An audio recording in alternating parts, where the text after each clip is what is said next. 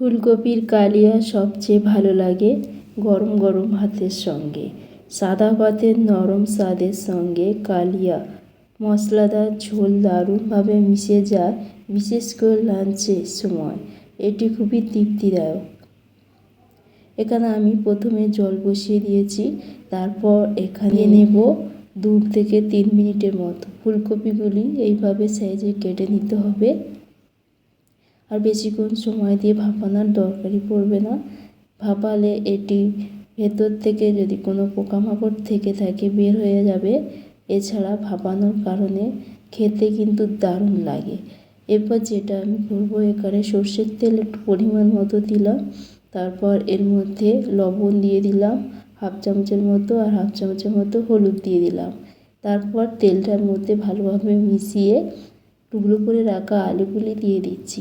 আলুগুলি এইভাবে ছোট ছোট সাইজ করে কেটে নিয়েছি, আর আলুগুলি ভেজে নিলে দারুণ লাগে। যেহেতু নিরামিষ আমরা কালিয়া তৈরি করব, আর যদি যে কোনো রান্নাতে যদি ভেজে নেওয়া যায় তাহলে খেতে বিশেষ করে দারুণ লাগে।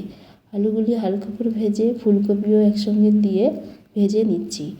যে কোনো রান্নাতে এইভাবে ভেজে রান্না করলে ভীষণ ভীষণ ভালো লাগে। এভাবে সমস্ত তুলে নেওয়ার পর আমি দারচিনি 2টো দিয়েছি, এলাচ আর শুকনো লঙ্কা, তেজপাতা একটা করে দিয়ে ভালোভাবে মিশিয়ে একটু ভেজে নিচ্ছি। এর মধ্যে অল্প করে জলটা দিয়ে দিলাম। অল্প করে জল দিয়ে এর মধ্যে দিয়ে দিচ্ছি আদা রসুন, আর এর মধ্যে দিয়ে দিতে হবে কালারের জন্য কাশ্মীরের চিলি পাউডার, একটু হলুদ দিয়ে দিলাম, আর এখানে জিরের গুঁড়ো আর ধনের গুঁড়ো, একটু লবণ দিয়ে দিলাম। লবণ দিয়ে তারপর এর মধ্যে টমেটো পেস্ট করে রাখা দিয়ে দিলাম।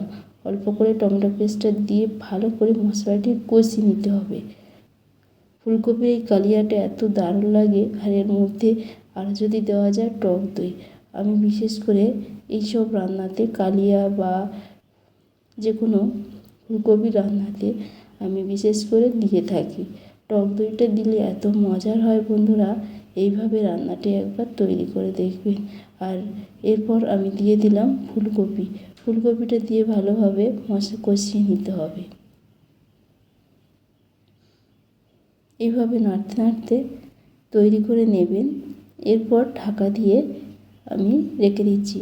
আজকের রেসিপি যদি ভালো লেগে থাকে তাহলে চ্যানেলটিকে সাবস্ক্রাইব করবেন, পাশে থাকা বেল আইকনটি প্রেস করবেন, সবার সাথে শেয়ার করবেন, আর বন্ধুরা লাইক করতে ভুলবেন না। এরপর আমি জল দিয়ে দিলাম পরিমাণ হিসাবে। জলটা আপনাদের গ্রেভি বেশি করতে চান তাহলে একটু জলের পরিমাণটা বেশি দেবেন। আমি যেহেতু গ্রেভি খুব একটা করব না, তার জন্য অল্প করে জল দিয়েছি, আর একটু চিনি দিয়ে দিলাম, তাহলে ব্যালেন্স করবে। এই ফুলকপির কালিয়াটা এত মজার হয় বন্ধুরা, না তো তৈরি করলে বিশ্বাস করতে পারবে না।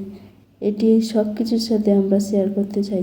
লুচি বা পরোটার সঙ্গে ফুলকপি কালিয়া খেলে স্বাদে আর বেড়ে যায়।